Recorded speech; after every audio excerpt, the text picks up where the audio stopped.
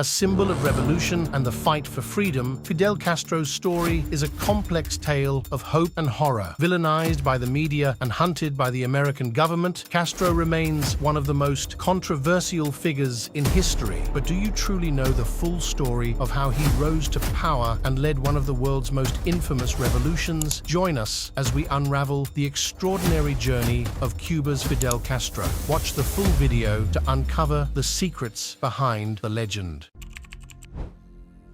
Fidel Alejandro Castro Ruz was born on August 13, 1926, in the small rural town of Biran, Cuba. His father, Angel Castro, was a wealthy Spanish immigrant and sugarcane farmer, while his mother, Lina Ruz, was a domestic servant who later became Angel's second wife. Growing up amidst the vast sugar plantations, young Fidel was exposed to the stark contrasts between the affluent and the impoverished, a dichotomy that would profoundly shape his worldview. Fidel's early years were marked by privilege and opportunity, yet he was acutely aware of the inequalities surrounding him. His parents sent him to the best schools they could afford. At 19, Fidel enrolled at the University of Havana, a hub of intellectual fervor and political activism. It was here that he found his calling. Immersed in an environment of debate and dissent, he quickly became involved in student protests against corruption and the existing political order. The university was a melting pot of ideas, and Fidel's passion for justice and equality was ignited. He honed his oratory skills, impressing peers and professors alike. But how would this idealistic young man channel his burgeoning political fervor? What path would he take to address the injustices he saw? In 1947, a pivotal opportunity arose. Fidel joined an expedition aimed at overthrowing the Dominican Republic's dictator, Rafael Trujillo.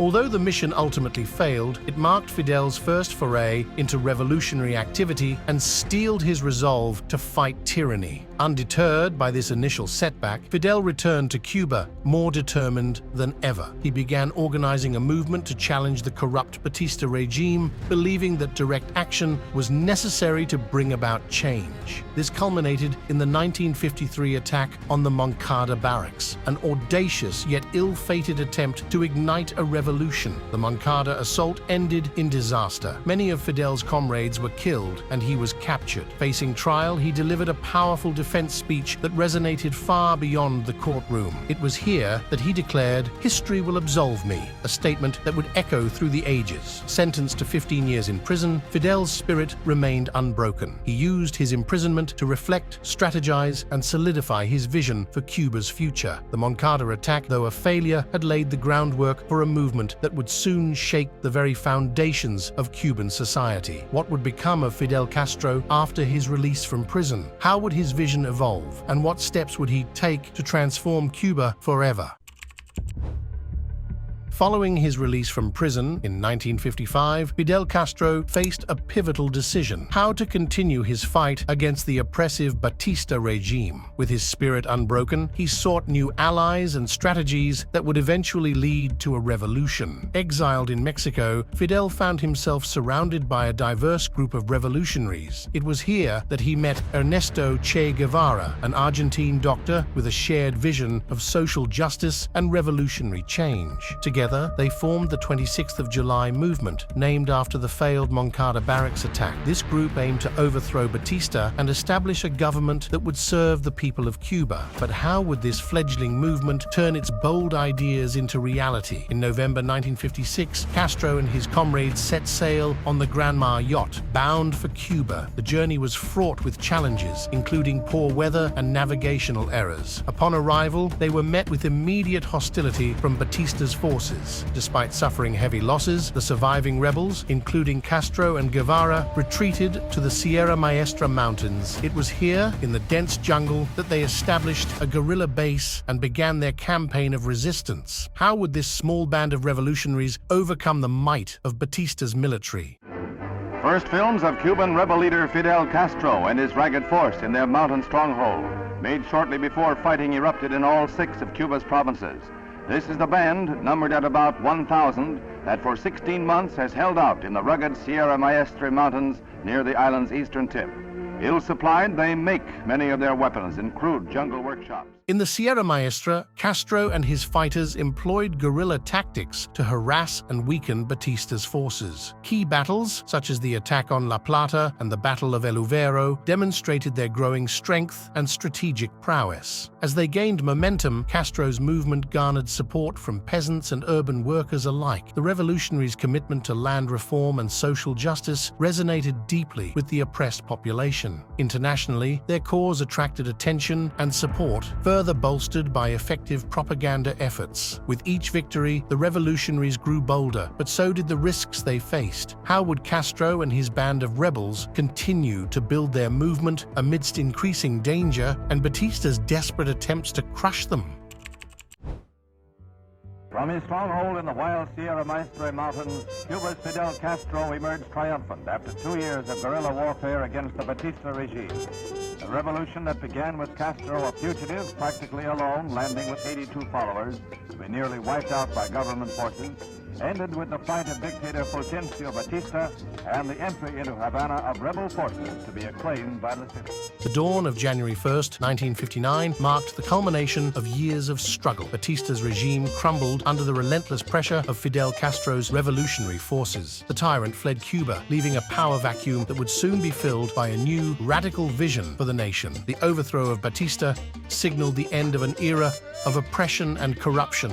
But as the euphoria of victory faded, Castro faced a new challenge. How would he transform a war-torn nation into a nation of revolutionary ideals? Castro swiftly moved to consolidate his power. The establishment of a revolutionary government brought sweeping changes. Trials and executions of Batista's supporters sent a clear message that the old order was gone and a new one had taken its place. Nationalization of industries and agrarian reforms aimed to dismantle the economic structures that had perpetuated inequality, and major industries were brought under state control. These bold moves sought to lay the foundation for a socialist state, but they also drew fierce criticism and fear of authoritarianism. As Castro's government solidified its grip, the international community watched with bated breath. How would this fledgling revolution navigate the treacherous waters of global politics, especially with the Cold War casting its long shadow? In the context of the Cold War, Castro's Cuba quickly became a focal point of East-West tensions. The relationship with the Soviet Union deepened, bringing economic aid and military support, but also aligning Cuba with the communist bloc.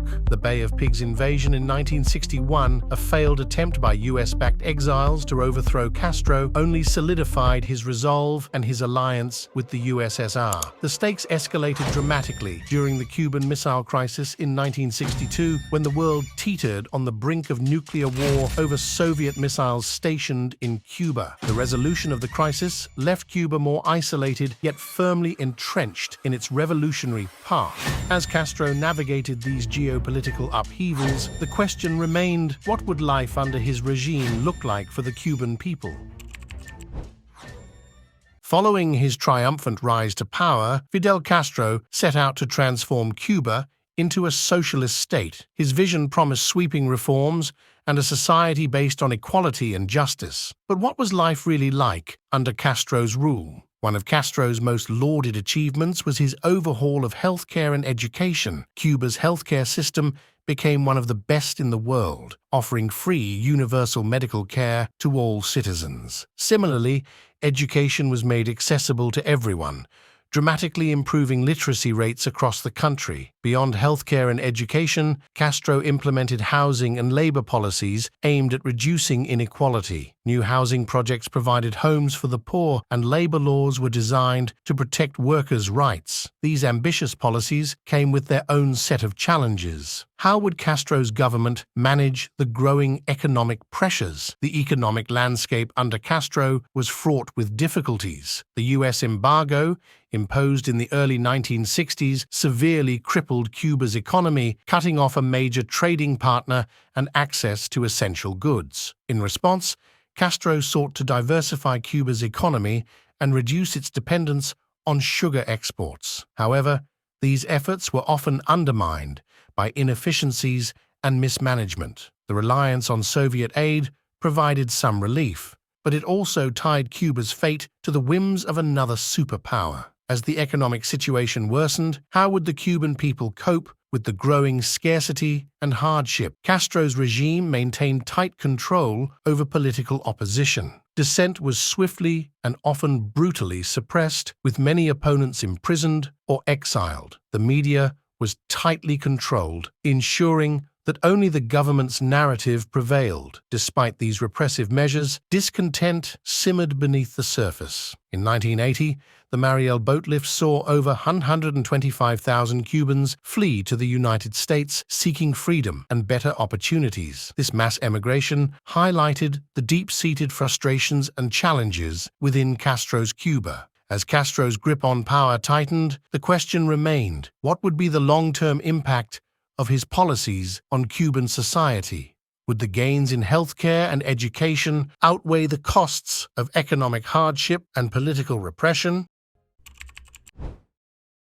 As the revolutionary fires he ignited transformed Cuba, Fidel Castro's influence extended far beyond its shores. His legacy is one of both admiration and controversy, marked by his unwavering support for revolutionary movements and his impact on global politics. Castro positioned himself as a champion of anti-imperialism, offering support to revolutionary movements across Latin America, Africa, and beyond. From aiding the Sandinistas in Nicaragua to supporting liberation movements in Angola and Mozambique, Castro's Cuba became a beacon for those fighting against colonialism and oppression. His influence was particularly strong in Latin America, where he inspired generations of leaders and activists to pursue radical change. However, his internationalist endeavors also drew criticism, particularly from Western powers who viewed him as a destabilizing force. How did these global engagements shape both Castro's image and the countries he sought to aid? And as his health began to decline, how would the torch of leadership be passed on? In the 1990s, Castro's health began to deteriorate, leading to a gradual transfer of power to his brother Raúl Castro. Despite his declining health, Fidel remained a powerful symbol of the revolution, continuing to influence Cuban politics and policies from behind the scenes. Raúl's leadership marked a new chapter for Cuba, with cautious economic reforms and a slightly more open stance towards the international community. Yet Fidel's legacy loomed large, his revolutionary ideals continuing to shape the nation's identity. How did Cubans and the world reconcile Fidel's towering legacy with the changes ushered in under Raúl's leadership? And what would the future hold for a nation still so deeply connected to Fidel's vision? On November 25, 2016, Fidel Castro passed away, leaving behind a nation and a world reflecting on his complex legacy. His death marked the end of an era, but the debates about his impact had only just begun. Today, Cuba stands at a crossroads, grappling with economic challenges and seeking its place in a rapidly changing global landscape. The discussions about Castro's legacy are as polarized as ever. Was he a hero who uplifted the downtrodden, or a dictator who suppressed dissent? As we reflect on Fidel Castro's life, from his early political awakening and revolutionary triumphs to his enduring influence and the contentious debates he sparked, we are left with profound questions.